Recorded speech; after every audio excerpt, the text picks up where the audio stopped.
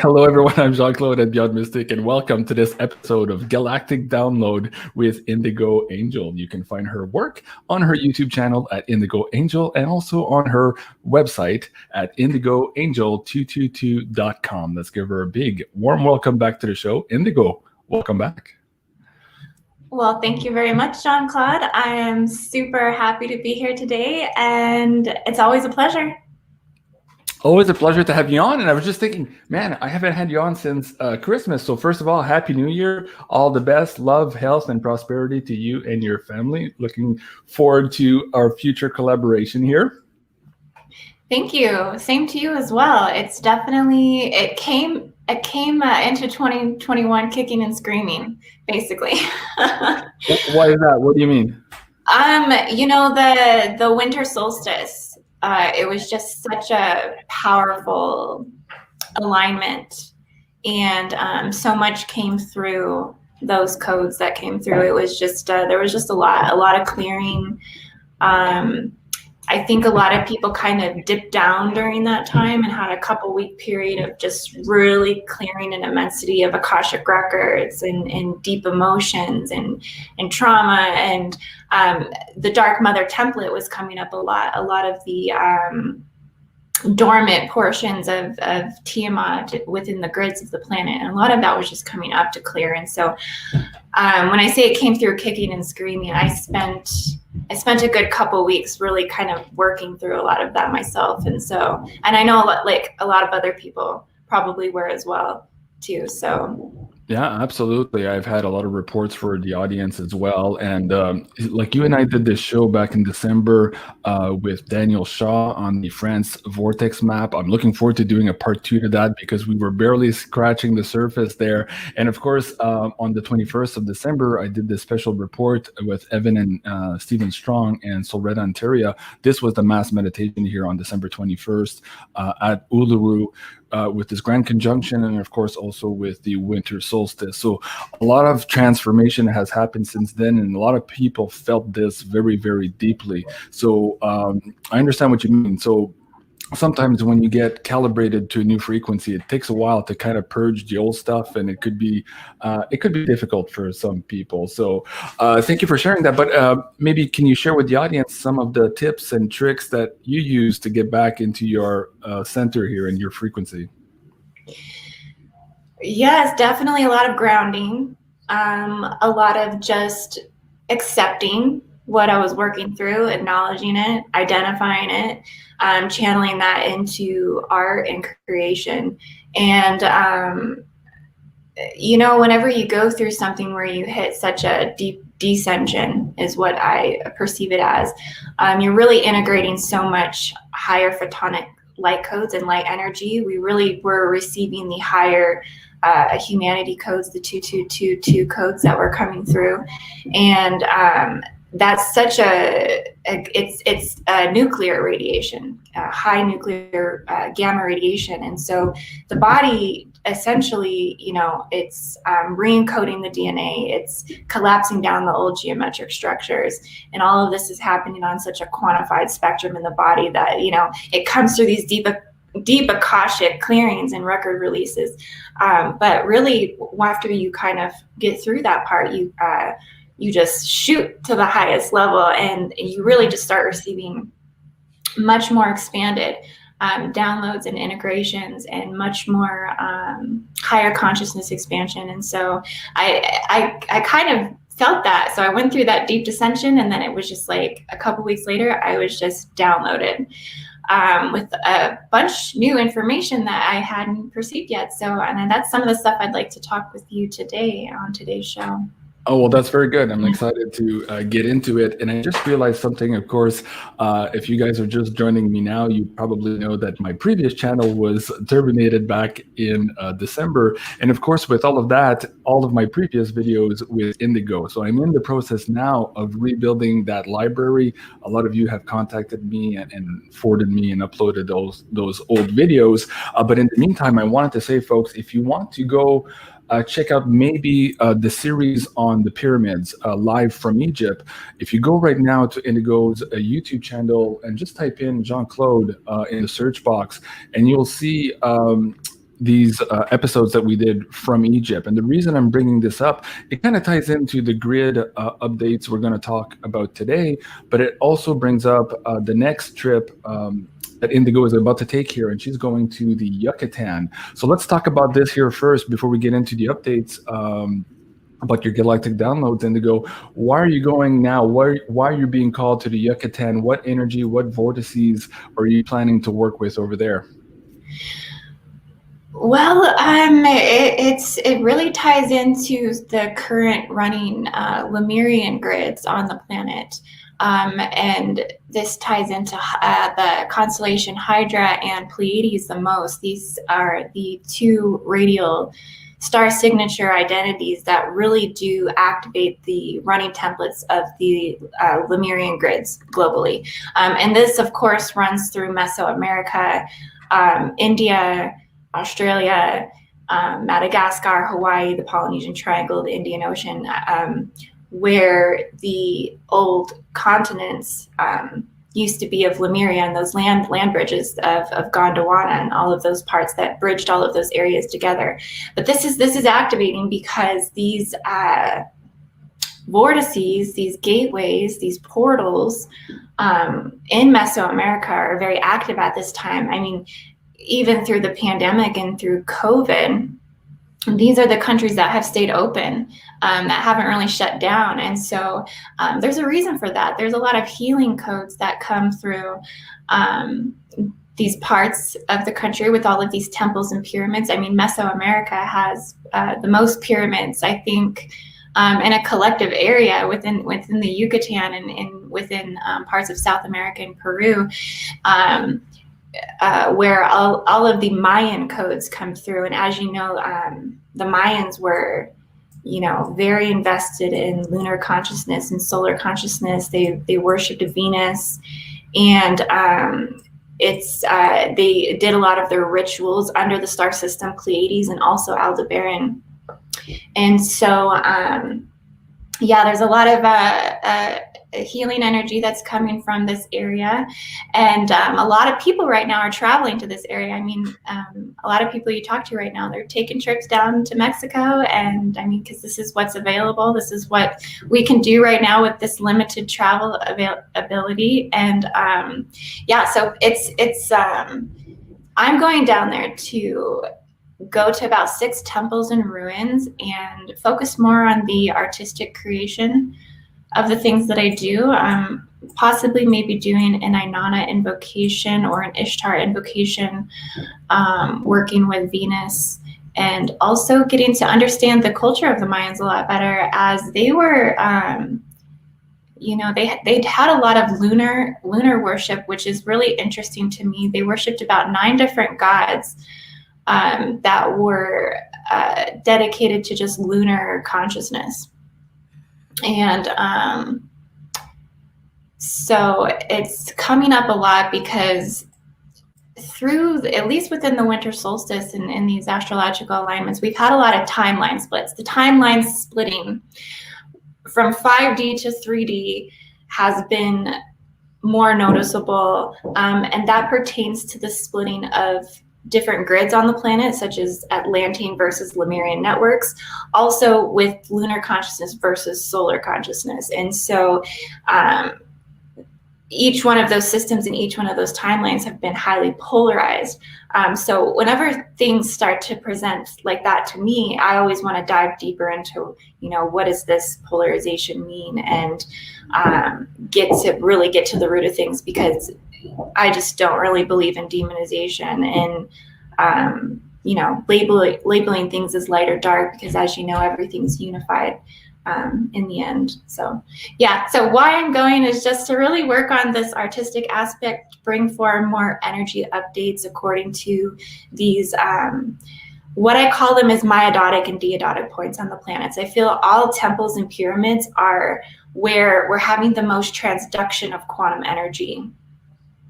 The most expression of these radial identities and templates that ultimately define our architecture, our human behavior, basically everything that's running on an unconscious collective reality field within the planet. And so, yeah, I'm just going to dive in and I'm going to just start bringing forth my magic. And very cool. And do you think we'll be able to do some live shows from the Yucatan, kind of like what we did from Egypt, the different locations you were traveling in? I'm hoping to. It's all going to be based upon where I have internet connection. Right. I'm not thinking that it will be too easy to film close to the temples and ruins. I have looked into it, and I do know you have to pay extra just to be able to just to take pictures. So I'm going to try and do as much as I can, but from my experience in Egypt, it was definitely highly guarded. There wasn't a lot you could really do. So I'm going to do as much as I can. I might have to film from some different locations, particularly where I'll have internet connection. Well, you definitely have a lot of charm and intellect, and I'm sure you're going to work your way around some of those rules as you did in Egypt, because some of those shows we did were absolutely quite fascinating. And I recommend people to go check your Facebook page as well, where you posted a lot of those really iconic images that really I got brought forward and exuded that energy and the work you were doing there with the grid. So I really recommend people go check it out on her Facebook.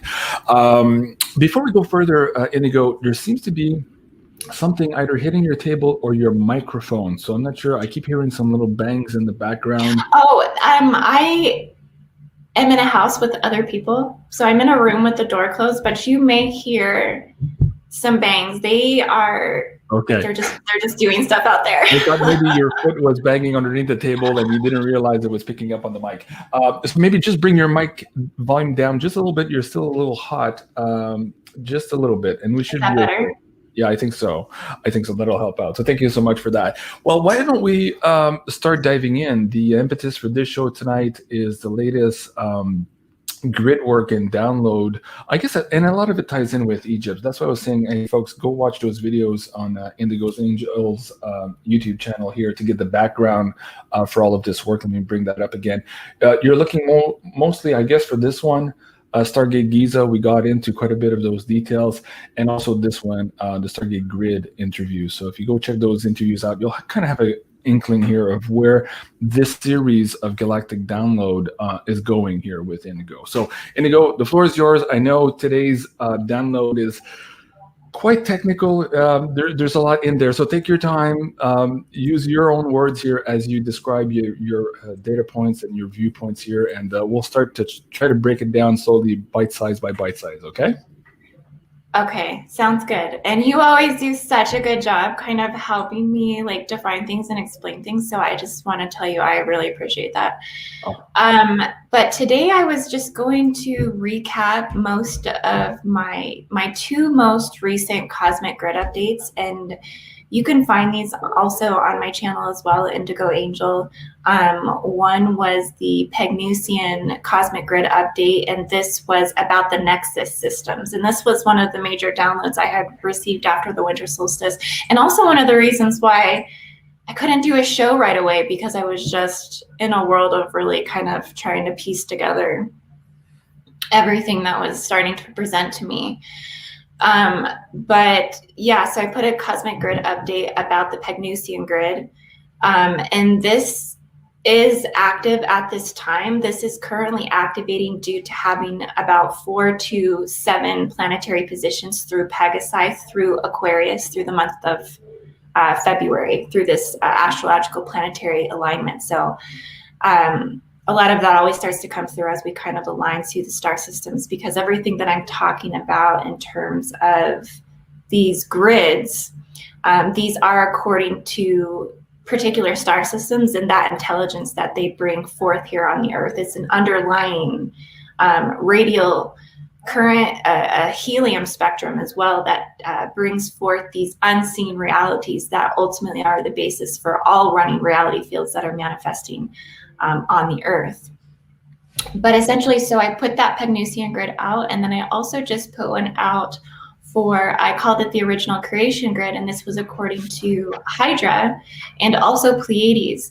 And this seems to be a steady, constant state of activation, this grid that runs.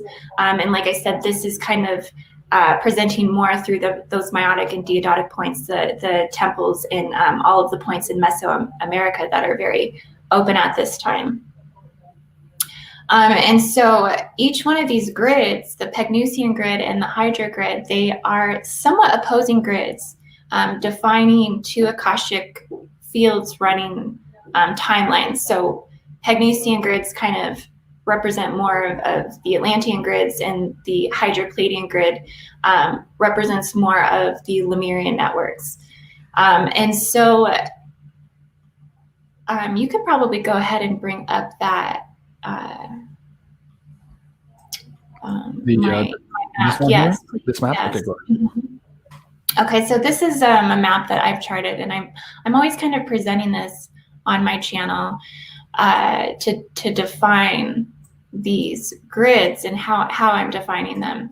And then I kind of scribbled on it, so that line that you see there, that was from the last one I just did. But what I have all of these countries here labeled by the country's national animal, which I think is really important, because this essentially, the country's national animal pertains to the energetic grid that a country follows according to Atlantean contemporary running systems or Lemurian running systems. But essentially the national animal is encrusted on the governmental, the eusocial energy signatures of these power capitals in the thrones and its colonization headquarters. And this is ultimately the expression of how they're implementing their radial identity reigns and regime changes. And so it extensively defines the electrical fractal field realities and landmass geometries that us humans base our entire existence off of.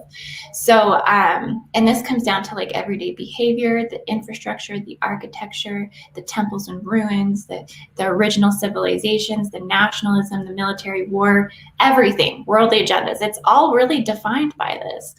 And it's really interesting how each one of those national animals then aligns to the star system. And so that's kind of how I've defined this map.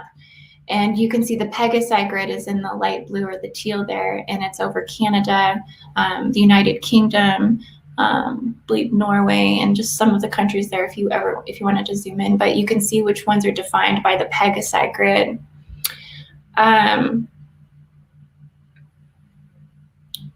Yes, you see Norway, and some of them I have labeled as split. So Norway would be a Lyran, or what I call 4-quadrant hybridization society, which is actually ran by the 4 royal stars, which would be the fundamental basis of the feline or the lion grid, starting with Regulus. Regulus being the constellation that defines the lion, but ultimately expands much deeper into the Anunnaki or the Anunnaki, and also the Anunnaki grids as well. And so these particular countries that are defined by 2 different national animals, and there are multiple national animals, not all of them are according to a star system. So I was just kind of defining them by which ones were according to the star systems that were, I guess, the most mainstream according to Starseed mythology. Right. And I wanted to remember the audience here, to remind the audience here that a lot of what Indigo is tapping into, there's other researchers on the internet who are kind of tapping at it from a different point of view. For example, Florida Maki and his crew for the last year or 2 have been looking at these pentagon-shaped ruins across the planet, even in Antarctica, and how they all line up to all of these specific grid points along the planet. And Indigo and I might have him on the show at one point to try to see if we can bridge some of this information together. So there's a lot of research here pulling on this data from different viewpoints. And of course, Indigo and I had Daniel Shaw in December, and he just wrote a book, the France Vortex Maps, and we went into detail about how some of these energy energies affect these different grid points in France, and how the Templars are all connected to this. And again, what Indigo was just talking about here in terms of the succession of royalty or the succession of power in all of these countries, they have something to do with, of course, these power grids around the planet. So it's quite fascinating stuff, and there's not a lot of people in this field. And so I'm hoping that together, while we do these shows, we can echo this through other researchers and maybe bring them on together so that we can kind of all piece the puzzles, the pieces of the puzzle together here. So Indigo, somebody was asking in the chat a moment ago, can I share the link to this map if people want to go and look at that on their computer and zoom in, the one that we have here? Yes. Okay. I sent you that link. I think that link is good to share. Okay. Because people can look at it without actually, making any changes to it or anything. I also will be sharing this on my Patreon as well. So if anyone would like to join my Patreon, I do leave links to my maps and also the visualizations and things that I provide to, continue to work on the energy body and the light body field. That's all at my patreon.com/IndigoAngel. But yeah, you're exactly right. Florida Marquis, Daniel Shaw, also Asha Nadine in the Voyager's book, she does talk about the overlays of the Atlantean systems, and she defines them by the particular stargates and these currents that are running as like actual overlays. So it's like you have like the original grid template, and then it's like you have overlays that stack or are activated according to astrological alignments or stellar gate cycles, or planetary ascension cycles that activate specific overlays, and they generate to specific stargates and to specific countries, according to those networks. And so you can find that information in the Voyager's book, but you can also find it and Lisa Renee's studies as well. And a lot of that is in the ascensionglossary.com, or even at, I believe, Lisa Renee's website is energeticsynthesis.com. Yeah, very good. Let me just bring up here your Patreon for the audience, and I just wanted to make note of what you just said about the stellar gate cycles. In some of the last videos that Florida Marquis was putting out, he had discovered basically that there was an old grid and that there was a new grid overlaid on top of it, which is kind of the current one with the Pentagon we have in DC now. So it's kind of like a parasite grid of energy, basically siphoning off the original grid on the planet. And that's what some of these researchers are starting to figure out. And there's other gentleman too by the name of John Levy. He has a great channel on YouTube as well, and he's going into a lot of the histories of the resets on the planet and going into some of these different ruins. And what I find fascinating is that the places he's pointing on Earth resemble a lot some of the work that you're doing here too. So again, it's another piece of the puzzle all starting to tie together. So going back to your Patreon, I'll bring this up for the audience here. We all seem to kind of have a little piece in the puzzle, and we're just kind of putting it together. Right. There definitely is. I want to say there's probably more running grid systems than we're even aware of. I mean, I feel like I've decoded probably about maybe 5 or 6 or 7 of them now.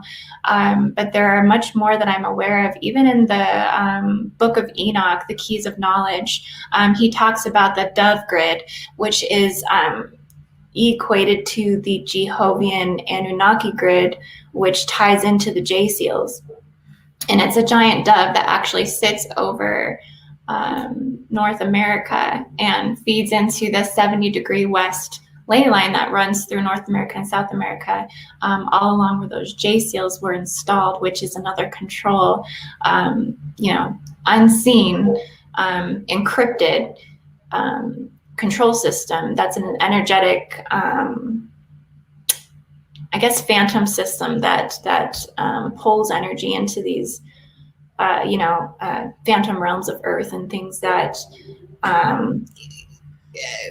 pertains to hijacking of souls, energy extraction, soul harvesting, right? Detracting of soul mission, detracting of soul partnerships like twin flames and all that. It's all attached to that. It's that kind of parasite. But going to that too, on your Patreon, which of the packages here have the research both on the grids, but also your techniques and your visualizations? For example, here you just mentioned the J seal removals. So how to empower yourself here and to kind of reconnect with your original source code. Which of these packages would you recommend to the audience, Indigo? Well, the lowest package will get you access to all of my videos and content. So, I mean, that's a good one if you just want to observe and just start getting some of the information. But also the next level up, the Starseed Origin package, I just include a Starseed Origin reading with that one. And then I also have my bigger package. It's not, so yes, that one. Which I didn't realize my prices went up. No, that's in Canadian dollars. That's why. Oh, okay. I'm like, wait a minute. I don't understand what why happened. This cost so much. Okay. Yeah, that confused me. I'm like, Patreon did something. So with the more expensive package, I do include our bioregenesis session where I basically just spend an hour with you once a month, and we can go through visualizations to attune the light body field, go through some DNA activations, focus on just simple things you can do to expand the mind and expand consciousness, and just have a miniature, one-on-one with me, which reminds me too, to all my patrons, if anyone is watching at this time, to please contact me if you're due for that, so we can get you set up, because I'd love to be able to do that while I'm down in the Yucatan, so I can transmit some of those Mayan codes through the session. And what dates are you going to the Yucatan, just so people know here? I will be down there the 14th through March 1st. Okay. It's a good time to do my Advanced Avatar Master Practices interactive session, because it's very thorough. It's very, very thorough. I had a session with a lady the other day, and I mean, once her vertical ascension column opened up, she just started channeling and just bringing forth information, stuff that I didn't even know, and was activating me, and it was just so amazing, everything that came through. So very cool. Yeah.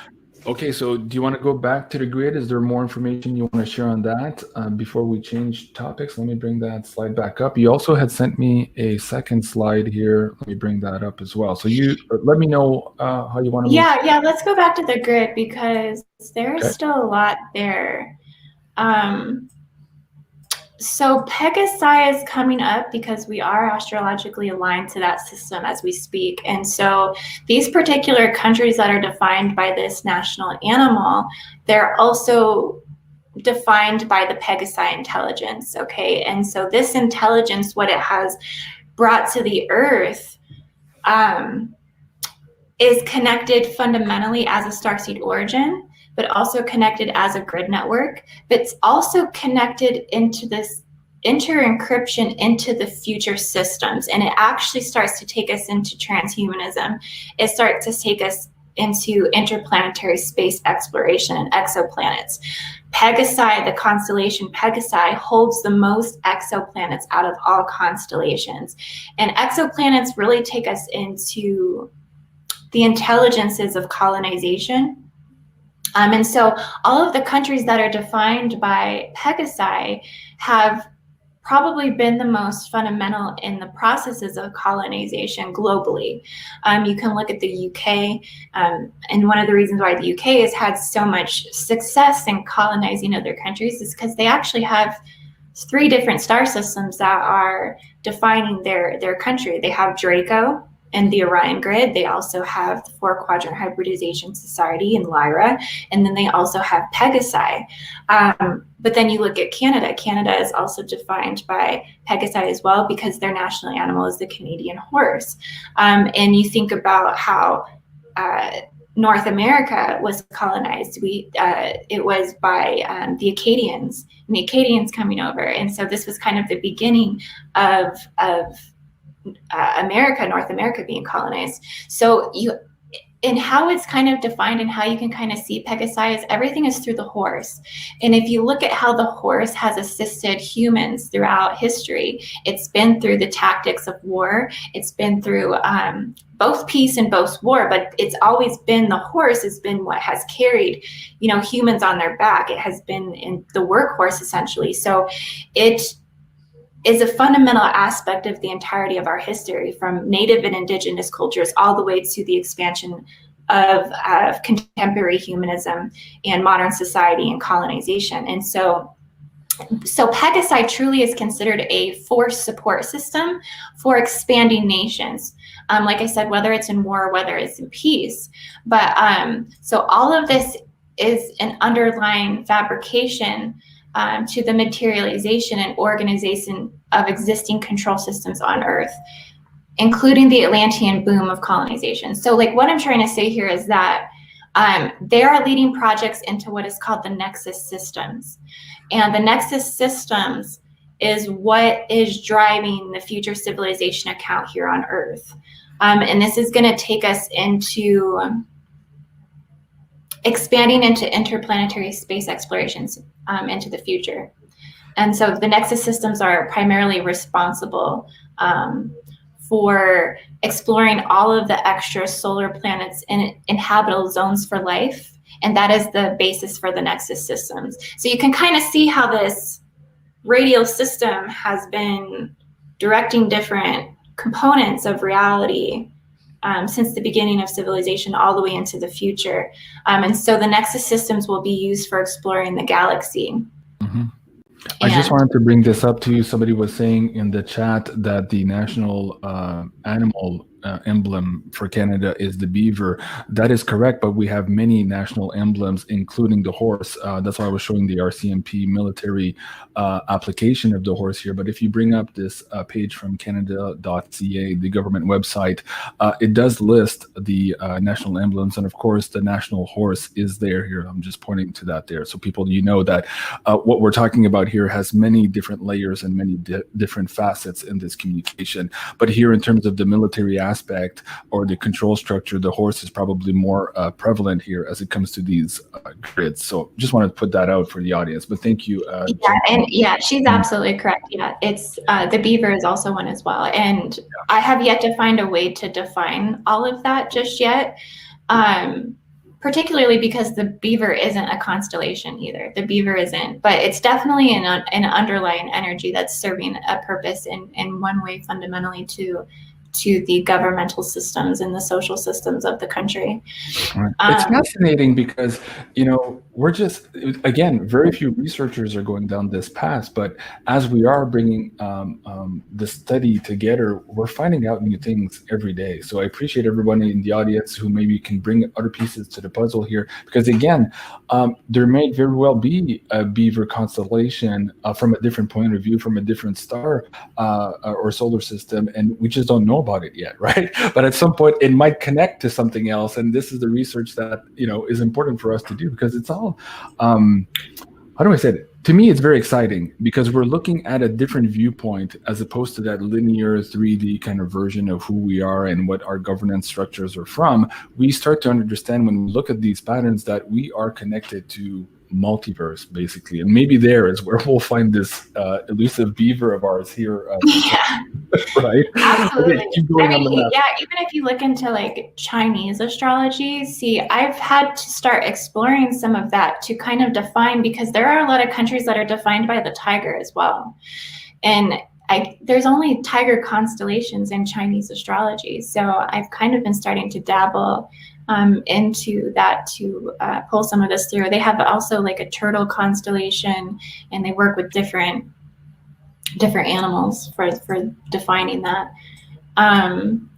But yeah, so I think the Nexus systems is what's kind of coming up the most through Pegasi, and that's kind of what some of the things that I've been taking note of there. But then there's also the Hydra grid. So you can see India I have labeled in yellow, and this was one that I just talked about on my most recent update. So The So cobra. sorry, I'm just bringing this slide back up so people can take a screenshot Yeah. or go to that website, Canada.com here, to look at the heritage and our official symbols.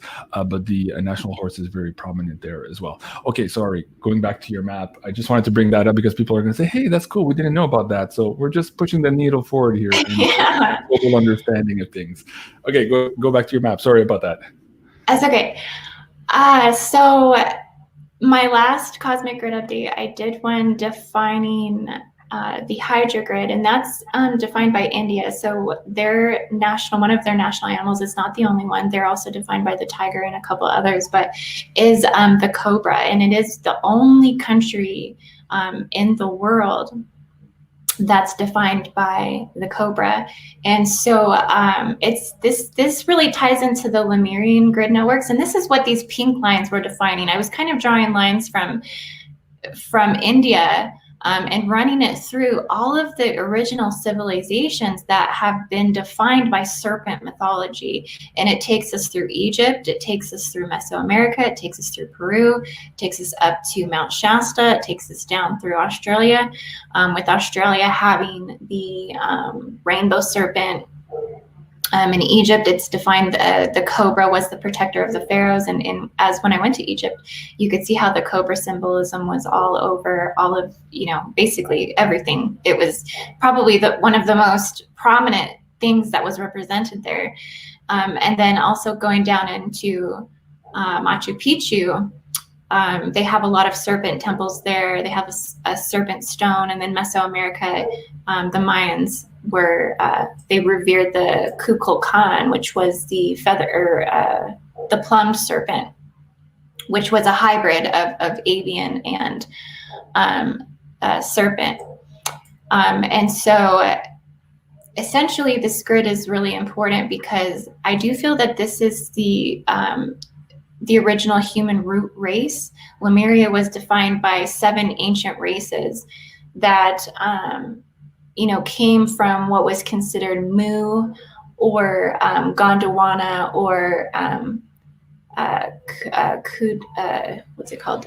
Kundari. I can't remember the name of it. Kumari Kundam. And these were considered those connecting land bridges. But that was all defined at the tip of India. So where I have this little point here, this originated from snake cults. So everything came from snake cults originally. And so I'm having trouble moving this map around. It's very sensitive. Sorry, folks, if I'm making you dizzy, but here's the point she was talking about here. Go ahead. So Hydra brought forth what is called the Anunnaki, which is the original snake cults, and the Nagas. And it is said that the Anunnaki are the influencers of the Anunnaki, that the Anunnaki actually are defined, the cuneiform tablets are defined by the Vedic texts. And so it just kind of gets into tying all of these systems together to the origination of humanity, essentially, this particular grid. Okay. Very good. And I just found also, I didn't have this the last time we had an interview, but let me bring this one up as well for the audience to go check out this work. This is the grid that Florida Maki was talking about, all of these pentagon connections here, and this is a playlist. So let me bring the URL down to the chat here so you guys can go and check that out as well. There you go. Okay. Indigo, you had sent me also another slide. Let me bring that up here and see if we can bring the audience attention to this here and why it's important at this time. Okay, so that was something I was thinking we could do on Patreon. Oh, okay. But I will definitely tell you about it. Okay. So yeah. So come on over to Patreon if you would like to do this visualization with us. This is a stellar Stargate attunement. And it's just a way to tune yourself to the Stargate, to the solar energy, also to anchor gold into the body and create plasma protection within your energetic field. And this this visualization essentially clears the Akashic field, and it relieves you of ancestral debt, ancestral karma, ancestral slavery contracts, and ancestral or genetic predisposition. When you focus on working with these geometries and these alchemical attunements, essentially, because working with gold. It just clears your universal tree of life, clears your entire template, and also anchors solar energy into the body. Okay. And you do this through pineal synthesis with this 8-pointed star here. And I work with this symbol, this geometric code, because that is the geometric codes that are running at the 4th planetary Stargate in Giza, Egypt. This is what expands out from the vortex site, and this is what I'm talking about, how societies and systems build their architecture according to the geomancy that's running from the Stargate grid sites. And if you go there, everything is very octagonal. This symbol is stamped all over their infrastructure. It's according to the architecture. So this is what is running in the landmass geometry. So that's why we work with that code, because this symbol also attunes the energy field to that Melchizedek, that higher Christed frequency, that higher Christed energy code to the solar sun.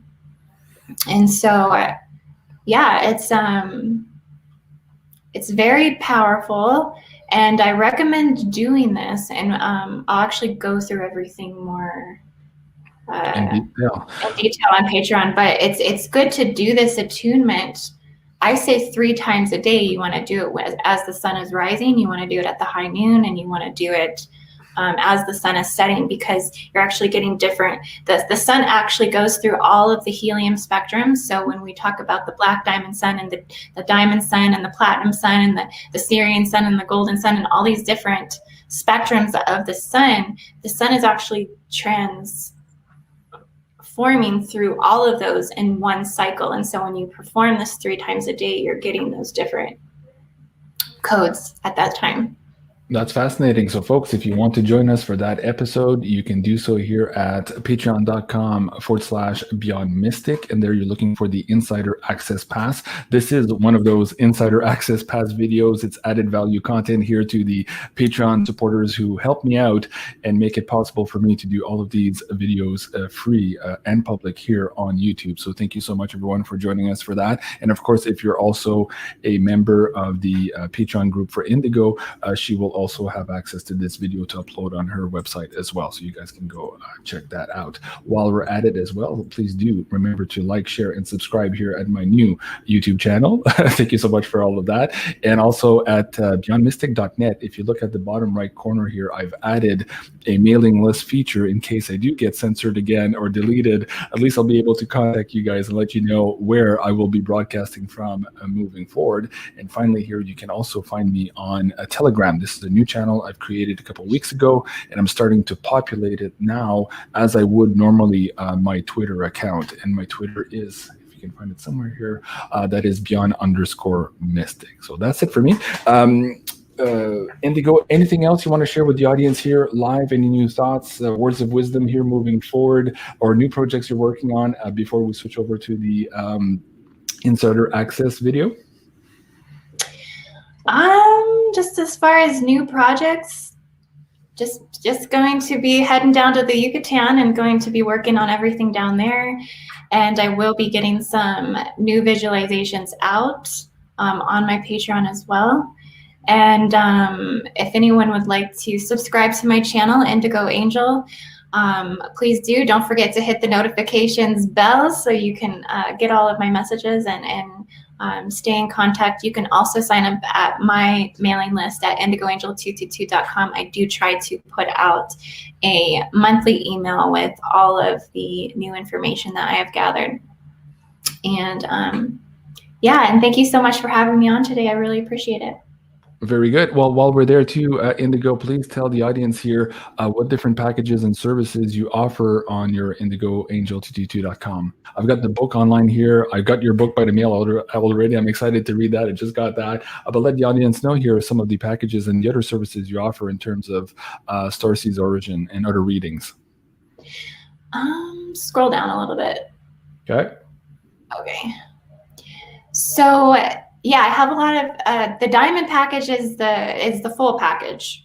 So if you would like to get the Starseed origin reading, the Akashic record reading, the advanced avatar master practices session, and also a JCL removal, that would be the best package.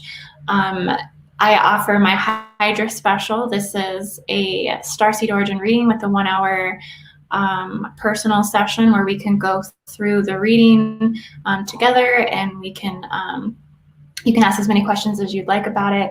And then I also have everything listed individually as well for all of my services.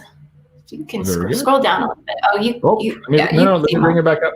Sorry, go ahead. They're all there. There's the JCL removal. Okay.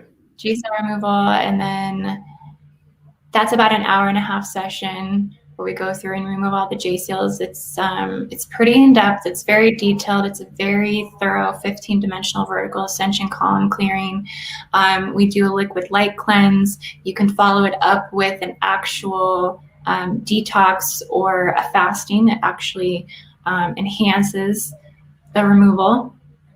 And then, yeah, you can get the Starseed origin reading or the Akashic record reading individual or book together as well.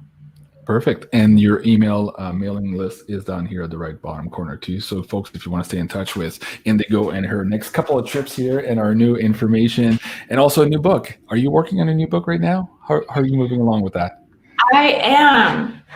I'm working on 3 inside of my brain, but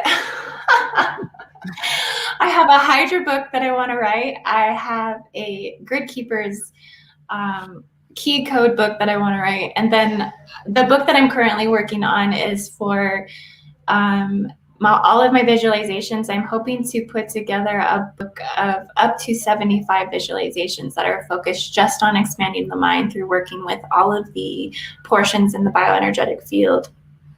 And so I'm up to about maybe 20 or just 30 visualizations that I have fully written out. And so it's getting there. It's a process, but yeah, it definitely takes time to put all this together. But yeah, I am working on another book. So hopefully in the next year, I'll get that published.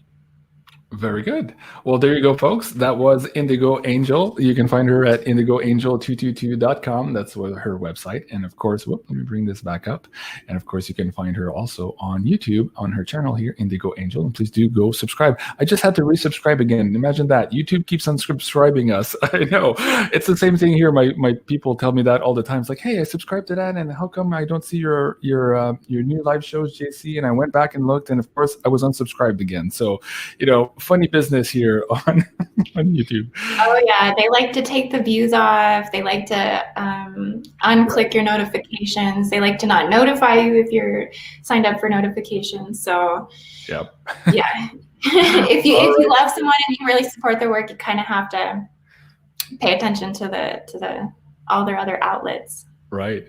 So folks, if you want to join us here for this live meditation here, visualization, you can do so at patreon.com/BeyondMystic. And there, of course, you'll have access to it under the Insider Access Pass. So thank you so much, everyone, for joining here on this live interactive show. Have a great day. Merci beaucoup, Indigo. And I'll see you in a few minutes. Au revoir.